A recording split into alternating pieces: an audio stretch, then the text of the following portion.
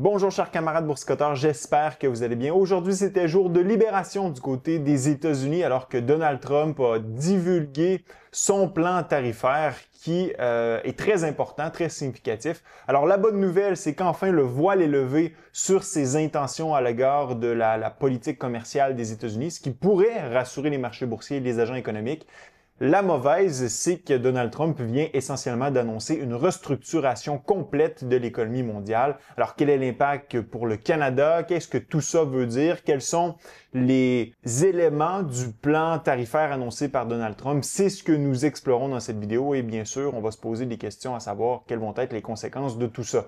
Alors, allons-y tout de suite. Mais juste avant de commencer, je vous rappelle, on est pratiquement à 45 000 abonnés. Alors, si vous écoutez cette vidéo et que vous n'êtes toujours pas abonné, s'il vous plaît, cliquez sur le bouton s'abonner tout juste en dessous de la vidéo. Sinon, si vous êtes investisseur autonome et désirez faire affaire avec la plateforme Wealthsimple, en utilisant le lien dans ma description, vous obtenez 25 $ à l'inscription. Alors, faites-le, c'est simple et c'est une plateforme qui est facile d'utilisation. Alors, nous avons eu droit aujourd'hui à un Donald Trump qui était enjoué, heureux, fringant à l'idée d'annoncer finalement là, son fameux plan pour libérer l'Amérique. En fait, Donald Trump, dans son discours, a annoncé l'âge d'or de l'Amérique comme si c'était essentiellement la déclaration d'indépendance économique des États-Unis.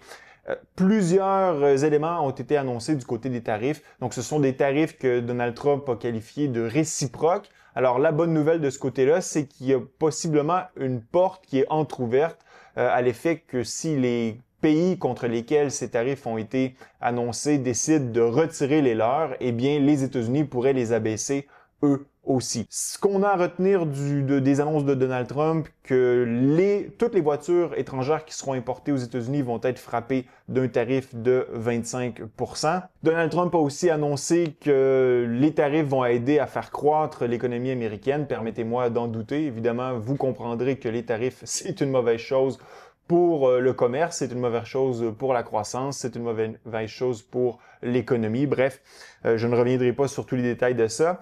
Trump a aussi annoncé que ce qu'il présentait aujourd'hui, c'était essentiellement l'accouchement d'une réflexion qui dure depuis 40 ans. Donc, Trump nous a clairement dit que personne ne devrait être surpris de ce qui est annoncé aujourd'hui. C'est ce qu'il a promis en campagne électorale. Il a même référé à diverses entrevues qu'il a données il y a plus de 40 ans. Donc, c'est finalement son idéologie politique qui l'accouche, qu'il met sur la table aujourd'hui.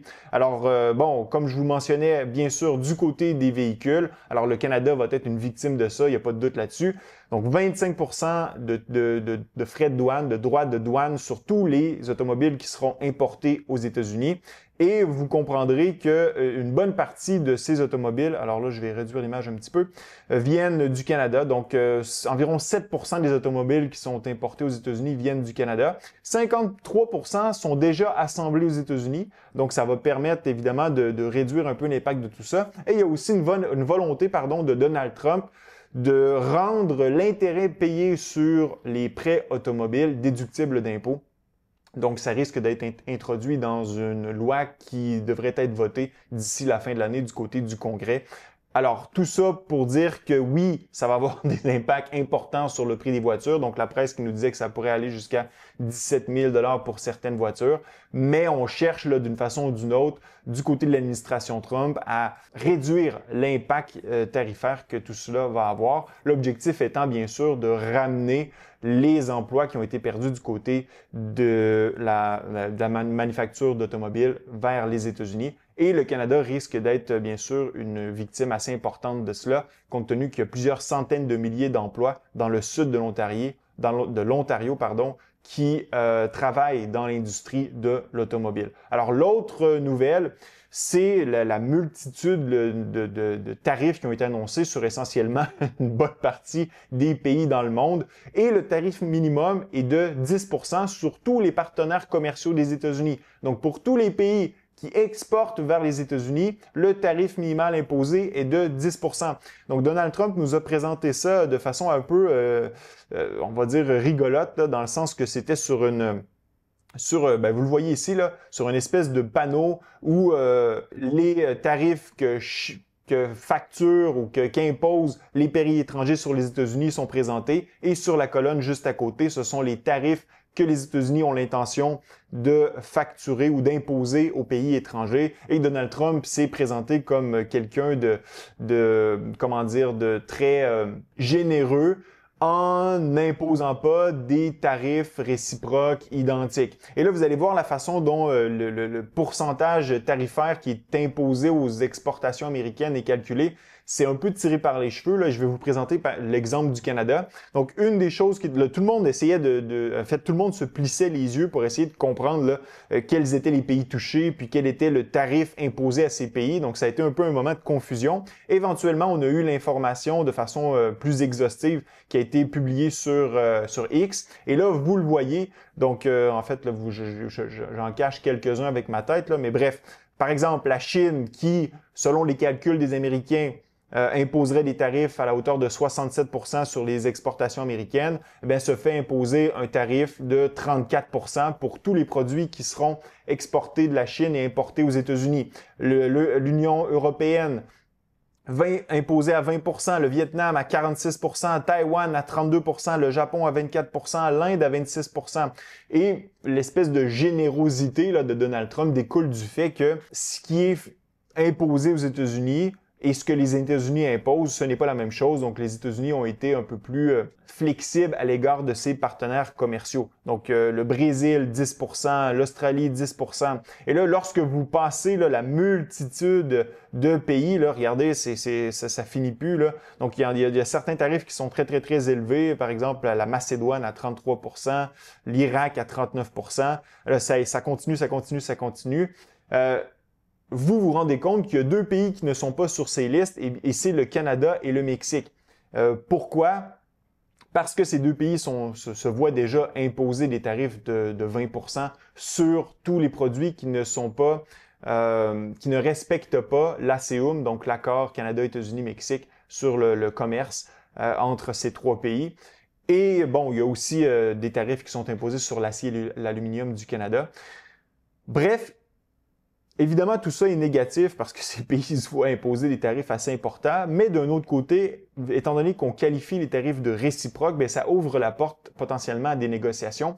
Et le fait que le Canada ne soit pas sur ces cartes-là, bien, c'est encore, à mon avis, c'est encore, disons qu'on peut se permettre d'être optimiste à l'effet qu'effectivement, il pourra y avoir des négociations et que la situation tarifaire là, du Canada par rapport aux États-Unis pourrait être appelé à s'améliorer.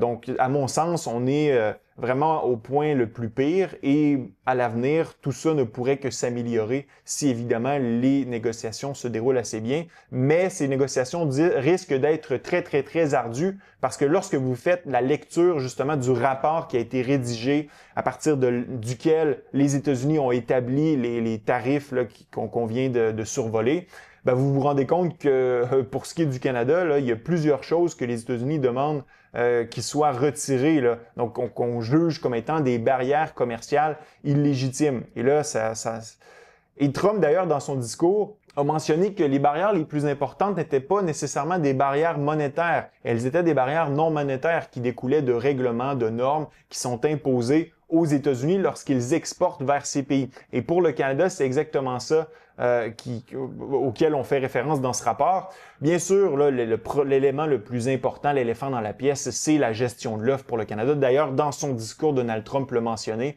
Donc, il a parlé du Canada spécifiquement en mentionnant la gestion de l'offre, comme quoi les producteurs de lait américains étaient défavorisés par rapport à nos producteurs qui, bien sûr, jouissent d'un marché qui est protégé. Et là, lorsque vous regardez le rapport sous le pays Canada, c'est la première chose qui apparaît, donc la gestion de l'offre, où on a certains quotas qui permettent aux Américains d'exporter, mais dès qu'on dépasse les quotas, alors vous avez des tarifs qui sont monstrueux, là, 245% pour le fromage, 298% pour le beurre.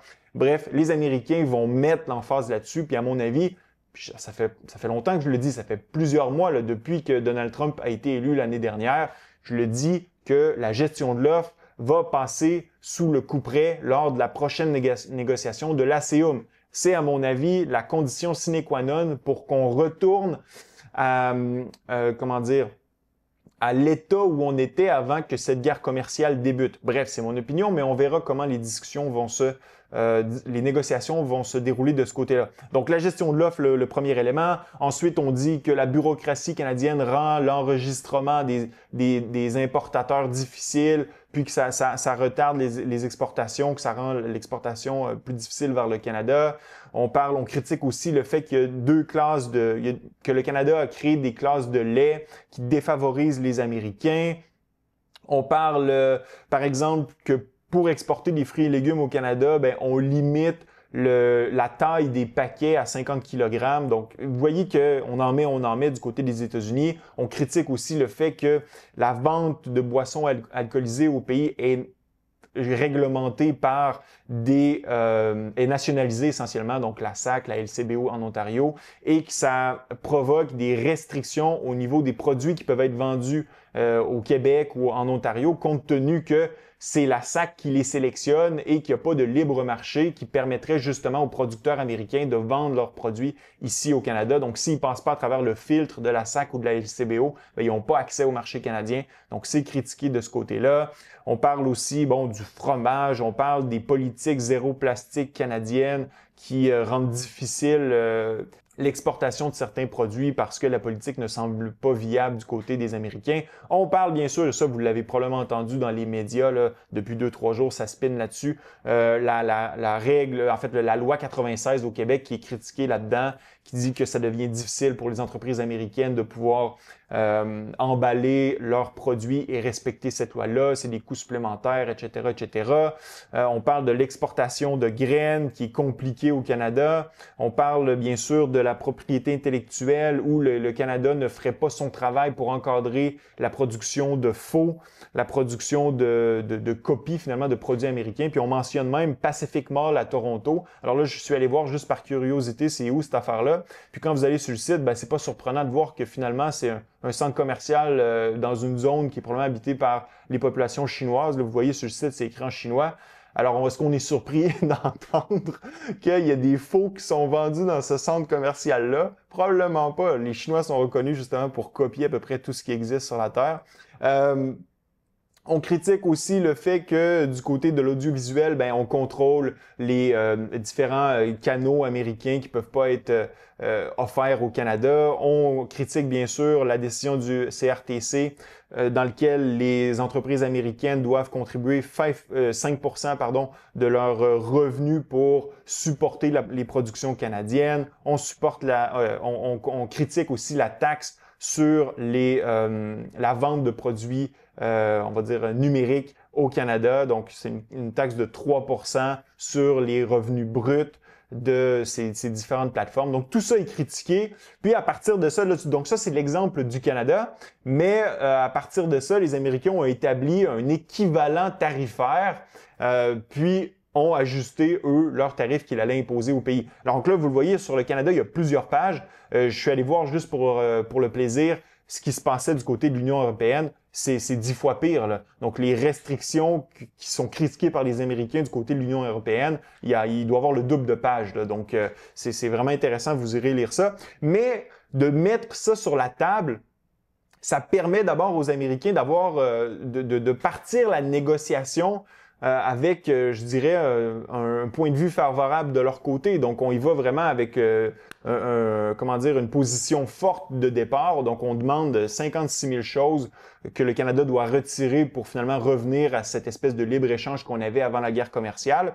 Ça permet aussi aux Américains s'ils ont la volonté de maintenir les tarifs en place, de le faire, parce que c'est impossible que le Canada réponde à toutes ces demandes des États-Unis. Donc, j'imagine que la stratégie de négociation des Américains va être de « Regardez, vous devez vous conformer à tout ce qu'on vous demande ici. » Bon, là, il va y avoir de la négociation, puis probablement que les Américains vont retenir seulement les 2 ou 3 éléments les plus, je dirais, agaçants, dont la gestion de l'offre à la fin de la négociation, puis le Canada aura probablement pas grande marge de manœuvre pour ne pas fléchir là-dessus.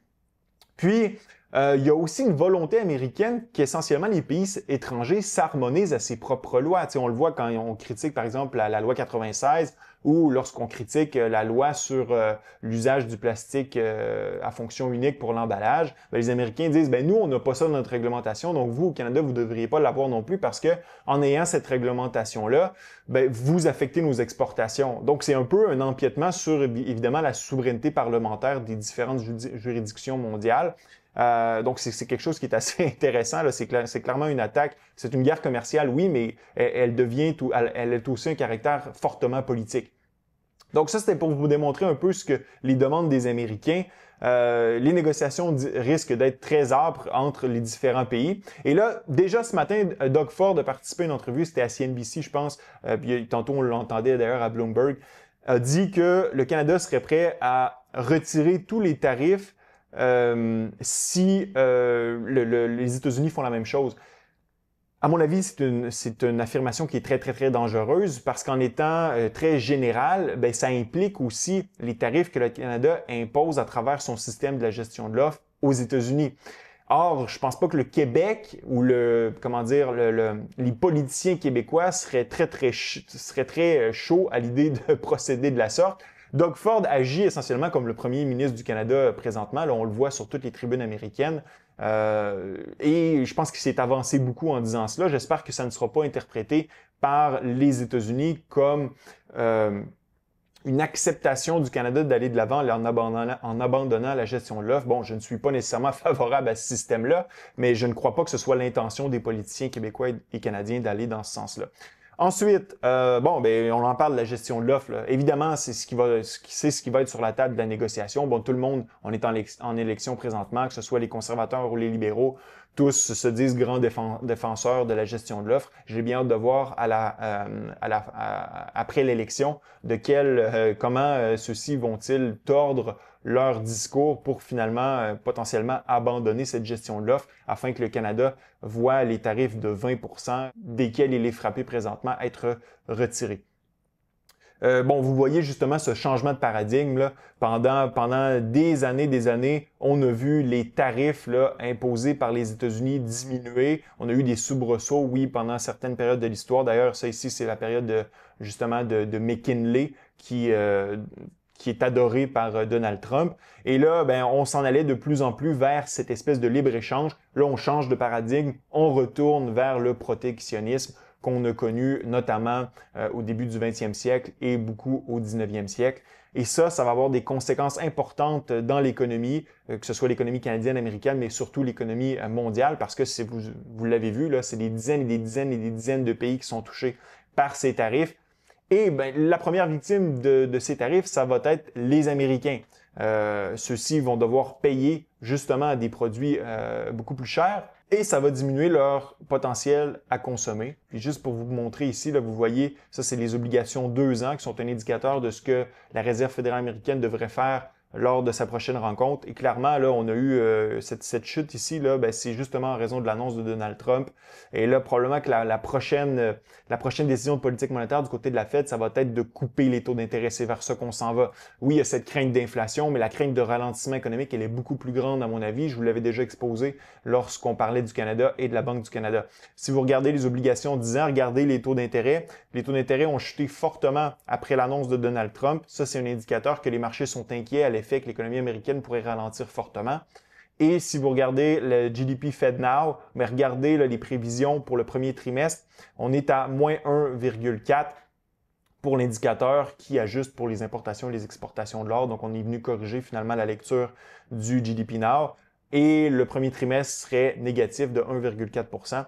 Donc, clairement, ça va avoir des répercussions importantes du côté de l'économie. On ne le sait pas encore concrètement. Là, il va falloir attendre quelques temps que ces tarifs soient appliqués pour voir de quelle façon l'économie va ralentir. Il faut dire que les données de l'emploi aujourd'hui du côté de ADP Report étaient plutôt positives. On a surpris à la hausse. Donc, clairement, les impacts de tout ça ne se font pas encore sentir dans les données de l'emploi, mais éventuellement, ça va se faire sentir. Et du côté des marchés boursiers, ben, on a une baisse d'environ 2%. Là, on peut même aller regarder en direct. Donc, le S&P 500 qui est en chute de 3% actuellement.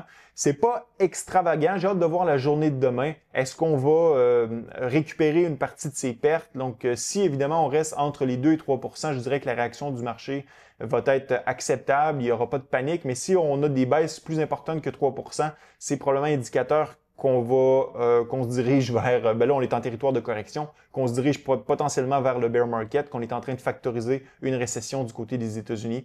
Donc, bien sûr, on a tout ça à l'œil, puis on va s'en reparler si demain la chute elle est plus prononcée. Moi, ce qui m'inquiète, donc l'éléphant dans la pièce, c'est le dollar américain. Et bien sûr, je ne vous ferai pas une exposé ici pour vous expliquer pourquoi le statut de devise de réserve mondiale le dollar américain pourrait tomber si les tarifs imposés par Donald Trump restent pendant une période significative, là, pendant assez longtemps. Donc, moi, c'est ce qui m'inquiète. Le dollar américain pourrait perdre son statut de réserve et là, ça créerait des conséquences économiques majeures pour les États-Unis, mais pour le commerce mondial. Donc, je vous prépare une vidéo là-dessus, c'est certain. Maintenant, en terminant, laissez-moi savoir ce que vous pensez de l'annonce de Donald Trump aujourd'hui. Comment voyez-vous ça? Personnellement, vous avez mon opinion. Je pense que c'est complètement stupide. Les tarifs sont stupides, les contre-tarifs sont encore plus stupides. Malheureusement, on s'en va dans un changement complet de l'économie mondiale et ça va être au détriment de tous. Laissez-moi savoir ce que vous en pensez dans la zone commentaire. Ce fut un plaisir d'être avec vous. À la prochaine.